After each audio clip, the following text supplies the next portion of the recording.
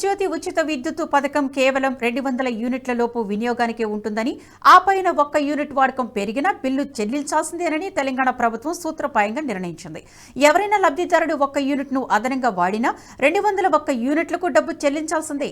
200 యూనిట్లు దాటితే టారిఫ్ మారిపోయి బిల్లు మొత్తం తడిసిమోపడవుతుంది.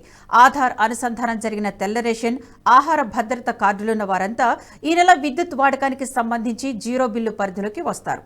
ఒకవేళ ఎవరైనా వినియోగదారుడు ఈ నెల 200 లోపు విద్యుత్ వాడి జీరో బిల్లు తీసుకున్నా వచ్చే నెల ఎక్కువ కరెంటు కడితే బిల్లు చెల్లించాల్సిందే.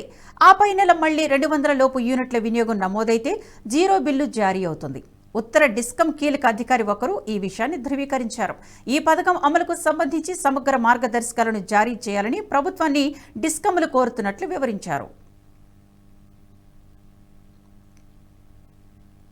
ఈ వీడియో మీకు నచ్చినట్టయితే లైక్ చేయండి, 10 మందికి షేర్ చేయండి. అలాగే కామెంట్ల రూపంలో మీ అభిప్రాయాలను మాతో పంచుకోండి. Nationalist hub group of channels ను సబ్స్క్రైబ్ చేసుకుని తెలుగునాట జాతీయవాద జర్నలిజాన్ని ప్రోత్సహించండి. ఈ వీడియో కింద ఉన్న బెల్ ఐకాన్ పై క్లిక్ చేయడం మర్చిపోవద్దు.